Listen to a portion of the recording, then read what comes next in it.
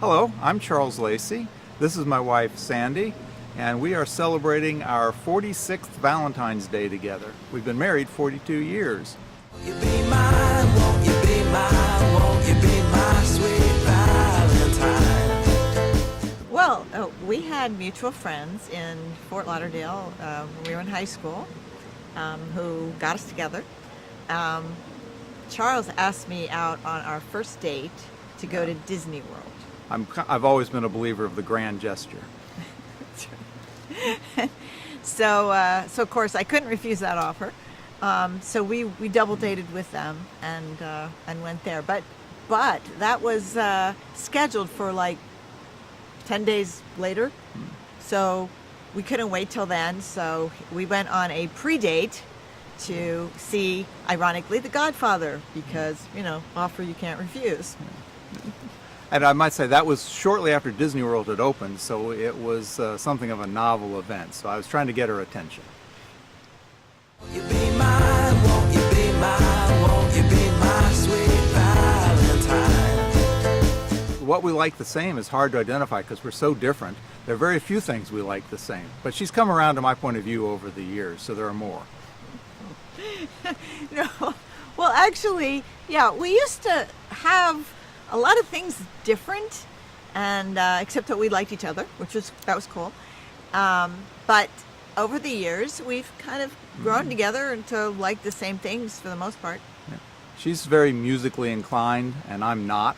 So we've just had to reconcile that, and that's one of those things that where the differences make us stronger, supposedly. Won't you be mine, won't you be mine, won't you be my sweet Valentine? I don't know. You don't have any funny habits, do you? No, I have no bad habits, and the one she has, I'm not going to talk about. Well, the habit that I have is that I laugh when I get nervous. So, But you're not laughing now. I guess it's because Diana makes us comfortable.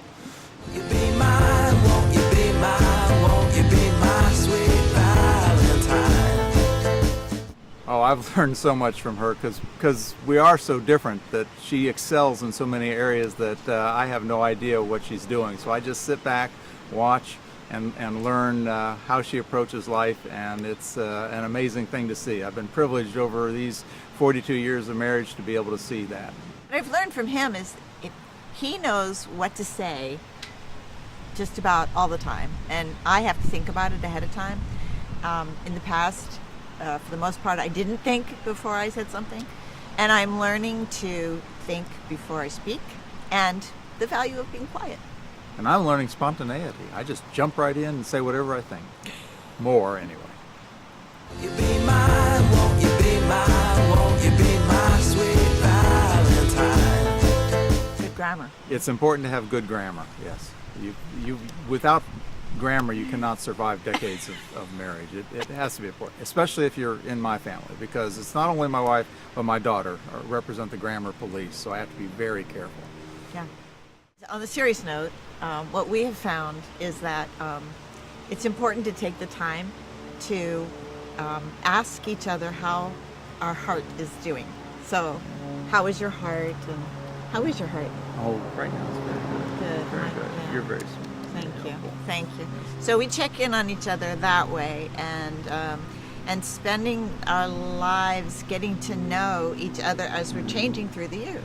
Yeah, sort of another side of that is not to take each other for granted, which is easy to do as you get so comfortable with each other after a period of time, just to remember that we're still individuals who have individual interests, but always to come together as a couple.